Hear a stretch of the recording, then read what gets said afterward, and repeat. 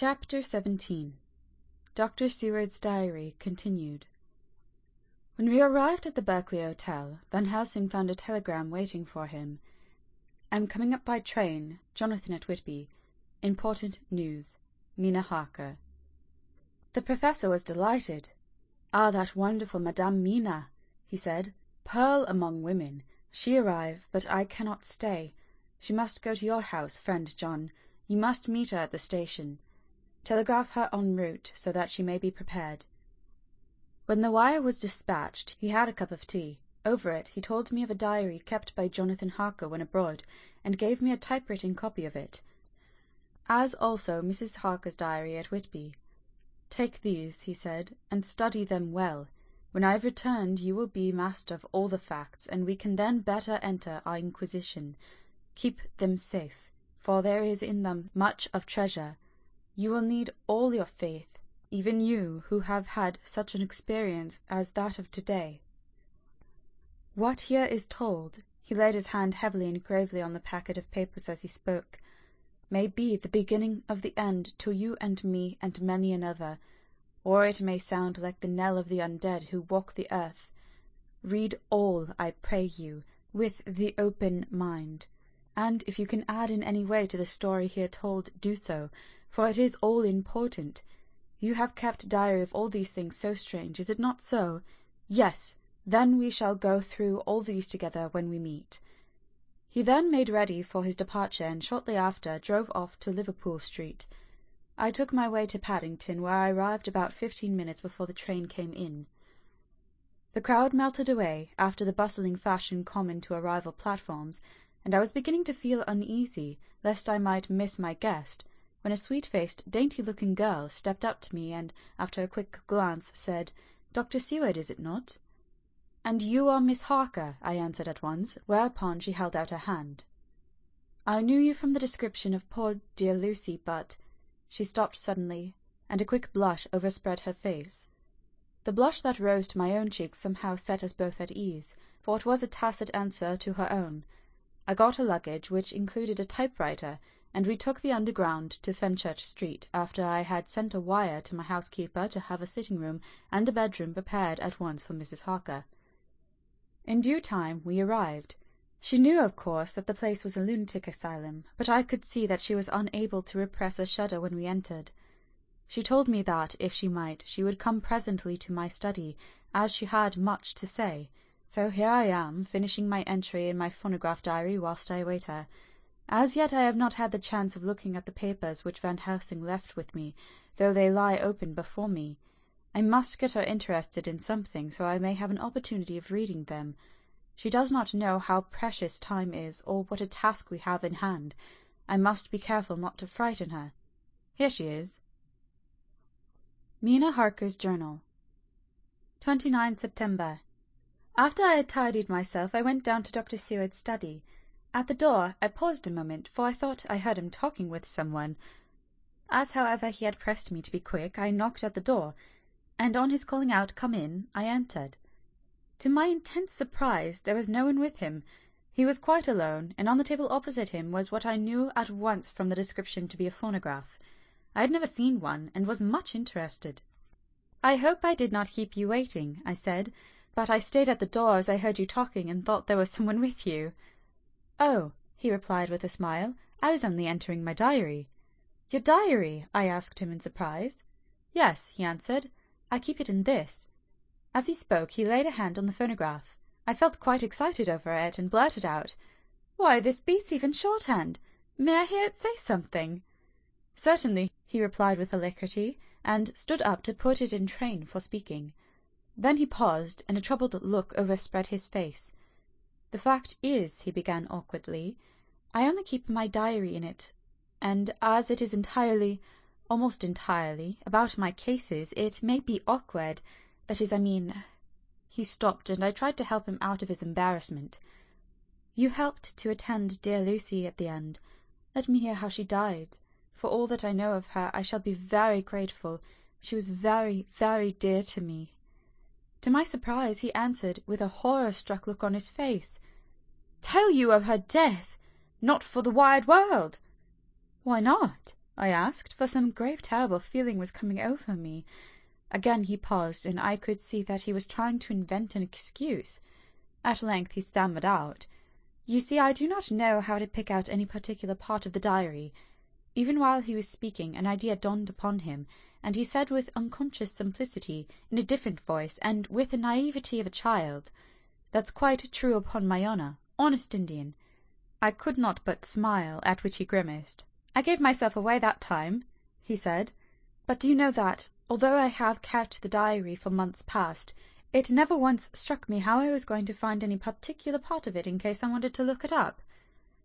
By this time my mind was made up that the diary of a doctor who attended Lucy might have something to add to the sum of our knowledge about that terrible being, and I said boldly, "Then, Dr. Seward, you had better let me copy it out for you on my typewriter."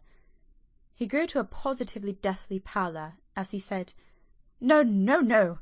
Not for all the world! I wouldn't let you know that terrible story." Then it was terrible. My intuition was right. For a moment I thought, and as my eyes ranged the room unconsciously looking for something or some opportunity to aid me, they lit on a great batch of typewriting on the table. His eyes caught the look in mine, and, without his thinking, followed their direction. As they saw the parcel, he realized my meaning. "You do not know me," I said. "When you have read those papers, my own diary and my husband's also, which I have typed, you will know me better. I have not faltered in giving every thought of my own heart in this case, but, of course, you do not know me, and I must not expect you to trust me so far." He is certainly a man of noble nature. Poor dear Lucy was right about him. He stood up and opened a large drawer, in which were arranged in order a number of hollow cylinders of metal covered with dock wax, and said, "You are quite right. I did not trust you because I did not know you. But I know you now, and let me say that I should have known you long ago. I know that Lucy told you of me. She told me of you too. May I make the only atonement in my power? Take the cylinders and hear them. The first half-dozen of them are personal to me, and they will not horrify you. Then you will know me better. Dinner will by then be ready. In the meantime I shall read over some of these documents, and shall be better able to understand certain things." He carried the phonograph himself up to my sitting-room and adjusted it for me. Now I shall learn something pleasant, I am sure, for it will tell me the other side of a true love episode which I know one side already. Dr. Seward's Diary, 29 September. I was so absorbed in that wonderful diary of Jonathan Harker and that other of his wife that I let time run on without thinking. Mrs. Harker was not down when the maid came to announce dinner, so I said, "She is possibly tired. Let dinner wait an hour," and I went on with my work. I had just finished Mrs. Harker's diary when she came in. She looked sweetly pretty, but very sad, and her eyes were flushed with crying. This somehow moved me much. Of late I have had cause for tears, God knows, but the relief of them was denied me, and now the sight of those sweet eyes, brightened with recent tears, went straight to my heart, so I said as gently as I could, "I greatly fear I have distressed you." "Oh no, not distressed me," she replied, "but I have been more touched than I can say by your grief. That is a wonderful machine, but it is cruelly true. It told me in its very tones the anguish of your heart. It was like a soul crying out to Almighty God. No one must hear them spoken ever again. See, I have tried to be useful. I have copied out the words on my typewriter, and none other need now hear your heart beat as I did." "No one need ever know, shall ever know," I said in a low voice. She laid her hand on mine and said very gravely, "Ah, but they must." "Must? But why?" I asked.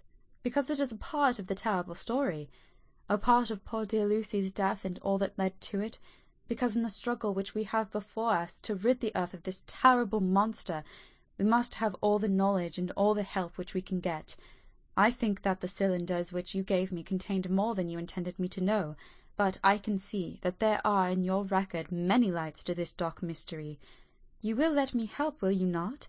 I know all up to a certain point, and I see already, though your diary only took me to 7 September, how poor Lucy was beset, and how her terrible doom was being wrought out. Jonathan and I have been working day and night since Professor Van Helsing saw us. He has gone to Whitby to get more information, and he will be here tomorrow to help us. We need have no secrets amongst us. Working together and with absolute trust, we can surely be stronger than if some of us were in the dark." She looked at me so appealingly, and at the same time manifested such courage and resolution in her bearing, that I gave in at once to her wishes. "You shall," I said, "do as you like in the matter. God forgive me if I do wrong. There are terrible things yet to learn of. But if you have so far travelled on the road to poor Lucy's death, you will not be content, I know, to remain in the dark. Nay, the end, the very end, may give you a gleam of peace.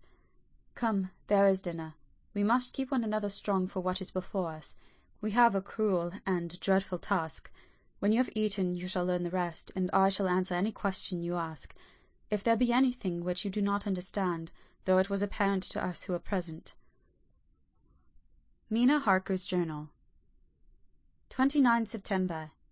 After dinner, I came with Dr. Seward to his study. He brought back the phonograph from my room, and I took my typewriter. He placed me in a comfortable chair, and arranged the phonograph so that I could touch it without getting up, and showed me how to stop it in case I wanted to pause. Then he very thoughtfully took a chair, with his back to me, so that I might be as free as possible, and began to read. I put the forked metal to my ears, and listened. When the terrible story of Lucy's death and all that followed was done, I lay back in my chair, powerless. Fortunately, I am not of a fainting disposition. When Dr. Seward saw me, he jumped up with a horrified exclamation, and hurriedly, taking a case bottle from a cupboard, gave me some brandy, which in a few minutes somewhat restored me. My brain was all in a whirl, and only that there came through all the multitude of horrors the holy ray of light that my dear, dear Lucy was at last at peace. I do not think I could have borne it without making a scene. It is also wild and mysterious and strange that if I had not known Jonathan's experience in Transylvania, I could not have believed. As it was, I didn't know what to believe, and so got out of my difficulty by attending to something else. I took the cover off my typewriter and said to Dr. Seward, "Let me write this all out now. We must be ready for Dr. Van Helsing when he arrives. I have sent a telegram to Jonathan to come on here when he arrives in London from Whitby. In this matter, dates are everything, and I think that if we got all our material ready, and have every item put in chronological order, we shall have done much. You tell me that Lord Godalming and Mr. Morris are coming too. Let us be able to tell him when they come." He accordingly set out the phonograph at a slow pace, and I began to typewrite from the beginning of the 7th cylinder. I used manifold, and so took 3 copies of the diary, just as I had done with all the rest. It was late when I got through, but Dr. Seward went about his work of going his round of the patients. When he had finished, he came back and sat near me, reading, so that I did not feel too lonely whilst I worked. How good and thoughtful he is! The world seems to be full of good men, even if there are monsters in it. Before I left him, I remembered what Jonathan put in his diary of the professor's perturbation at reading something in an evening paper at the station in Exeter. So, seeing that Dr. Seward kept his newspapers, I borrowed the files of the Westminster Gazette and the Pall Mall Gazette and took them to my room. I remember how much the Dailygraph and the Whitby Gazette, of which I had made cuttings, helped us to understand the terrible events at Whitby when Count Dracula landed, so I shall look through the evening papers since then, and perhaps I shall get some new light. I am not sleepy, and the work will help me to keep quiet. Dr. Seward's Diary. 30 September. Mr. Harker arrived at 9 o'clock. He had got his wife's wire just before starting. He is uncommonly clever, if one can judge from his face, and full of energy. If this journal be true, and, judging by one's own wonderful experiences, it must be, he is also a man of great nerve. That going down to the vault a second time was a remarkable piece of daring. After reading his account of it, I was prepared to meet a good specimen of manhood, but hardly the quiet, business-like gentleman who came here today. Later. After lunch, Harker and his wife went back to their own room, and as I passed a while ago I heard the click of the typewriter. They are hard at it. Mrs. Harker says they are knitting together in chronological order every scrap of evidence they have.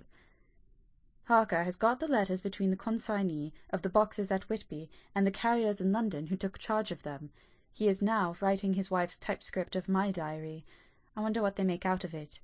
Here it is. Strange that it never struck me that the very next house might be the Count's hiding-place. Goodness knows that we have had enough clues from the conduct of the patient Renfield. The bundle of letters relating to the purchase of the house were with the typescript. Oh, if we had only had them earlier, we might have saved poor Lucy. Stop, that way madness lies. Harker has gone back and is again collating his material. He says that by dinner-time they will be able to show the whole connected narrative. He thinks that in the meantime I should see Renfield, as hitherto he has been a sort of index to the coming and going of the Count.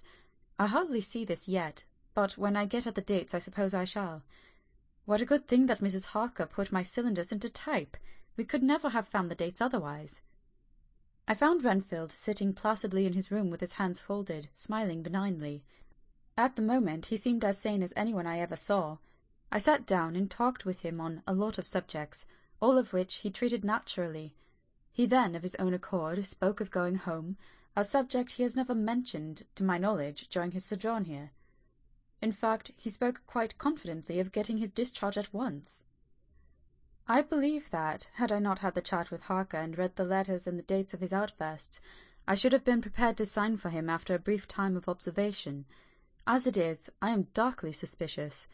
All these outbreaks were in some way linked with proximity of the Count. What then does this absolute content mean? Can it be that his instinct is satisfied as to the vampire's ultimate triumph? Stay, he is himself Zoophagous, and in his wild ravings outside the chapel door of the deserted house he always spoke of Master. This all seems confirmation of our idea. However, after a while I came away. My friend is just a little too sane at present to make it safe to probe him too deep with questions. He might begin to think, and then... So I came away. I mistrust these quiet moods of his, so I have given the attendant a hint to look closely after him, and to have a strait waistcoat ready in case of need. Jonathan Harker's Journal. 29 September. In train to London. When I received Mr. Billington's courteous message that he would give me any information in his power, I thought it best to go down to Whitby and make, on the spot, such inquiries as I wanted. It was now my object to trace that horrid cargo of the Count's to its place in London. Later we may be able to deal with it. Billington Jr., a nice lad, met me at the station and brought me to his father's house, where they had decided that I must stay the night. They are hospitable, with true Yorkshire hospitality. Give a guest everything, and leave him free to do as he likes. They all knew that I was busy, and that my stay was short, and Mr. Billington had ready in his office all the papers concerning the consignment of boxes. It gave me almost a turn to see again one of the letters which I had seen on the Count's table before I knew of his diabolical plans. Everything had been carefully thought out, and done systematically and with precision. He seemed to have been prepared for every obstacle which might be placed by accident in the way of his intentions being carried out. To use an Americanism, he had taken no chances, and the absolute accuracy with which his instructions were fulfilled was simply the logical result of his care. I saw the invoice and took note of it. 50 cases of common earth, to be used for experimental purposes. Also the copy of letter to Carter Peterson, and their reply. Of both these I got copies. This was all the information Mr. Billington could give me, so I went down to the port and saw the coastguards, the customs officers and the harbour master. They had all something to say of the strange entry of the ship, which is already taking its place in local tradition, but no one could add to the simple description 50 cases of common earth. I then saw the station-master, who kindly put me in communication with the men who had actually received the boxes. Their tally was exact with the list, and they had nothing to add except that the boxes were main and mortal heavy, and that shifting them was dry work. One of them added that it was hard lines that there wasn't any gentleman, such as yourself, squire, to show some sort of appreciation of their efforts in a liquid form. Another put in a rider that the thirst then generated was such that even the time which had elapsed had not completely allayed it. Needless to add, I took care before leaving to lift, for ever and adequately, this source of reproach. 30 September. The station-master was good enough to give me a line to his old companion, the station-master at King's Cross, so that, when I arrived there in the morning, I was able to ask him about the arrival of the boxes. He, too, put me at once in communication with the proper officials, and I saw that the tally was correct with the original invoice. The opportunities of acquiring an abnormal thirst had here been limited. A noble use of them had, however, been made, and again I was compelled to deal with the result in an ex post facto manner. From thence I went on to Carter Patterson's central office, where I met with the utmost courtesy. They looked up the transaction in the day-book and letter-book, and at once telephoned to their King's Cross office for more details. By good fortune, the men who did the teaming were waiting for work, and the official at once sent them over, sending also by one of them the way-bill and all the papers connected with the delivery of the boxes at Carfax. Here again I found the tally agreeing exactly. The carrier's men were able to supplement the paucity of the written words with few details. These were, I shortly found, connected almost solely with the dusty nature of the job, and of the consequent thirst engendered in the operators. On my affording an opportunity, through the medium of the currency of the realm, of the allaying, at a later period, this beneficial evil, one of the men remarked, "That 'ere house, guv'nor, is the roomiest I ever was in. Blime me, but it ain't been touched since 100 years. There was just that thick in the place that you might have slept on it without hurting out your bones, and the place was that neglected that you might have smelled old Jerusalem in it. But the old chapel, that took the cake, that did. Me and my mate, we thought we wouldn't never get out quick enough. Lord, I wouldn't take less nor quit a moment to stay there arter dark."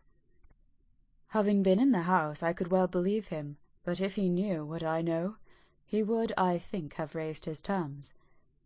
Of one thing I am now satisfied, that all the boxes which arrived at Whitby from Varna in the Demeter were safely deposited in the old chapel at Carfax. There should be 50 of them there, unless any have since been removed, as from Dr. Seward's diary, I fear. I shall try to see the carter who took away the boxes from Carfax when Renfield attacked them. By following up this clue, we may learn a good deal. Later. Mina and I have worked all day, and we have put all the papers into order. Mina Harker's Journal. 30 September. I am so glad that I hardly know how to contain myself.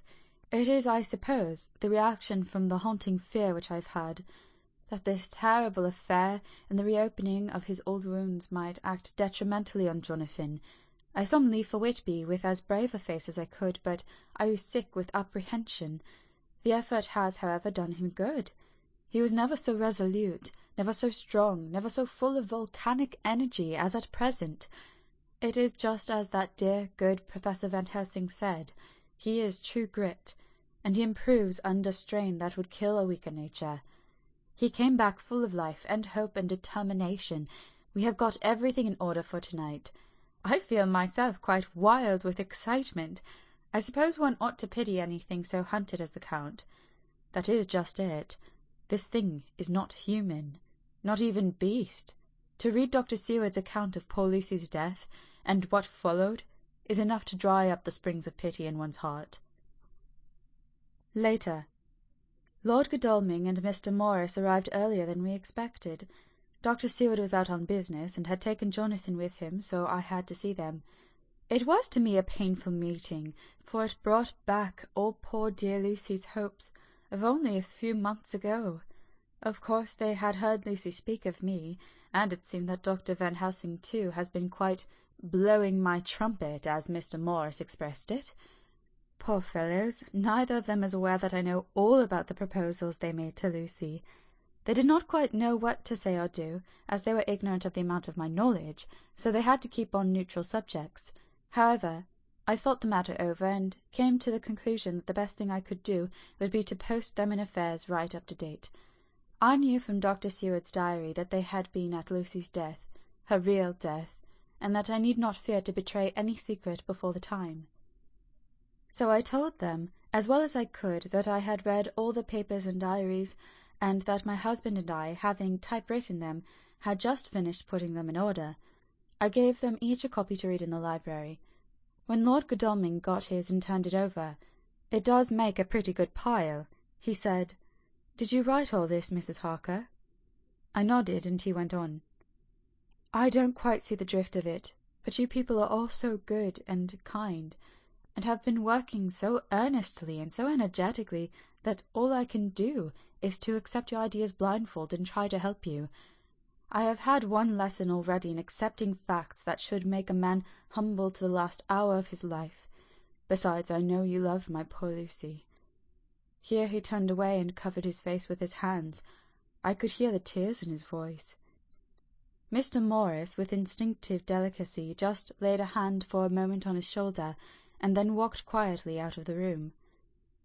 I suppose there is something in woman's nature that makes a man free to break down before her and express his feelings on the tender or emotional side without feeling it derogatory to his manhood, for when Lord Godalming found himself alone with me, he sat down on the sofa and gave way utterly and openly.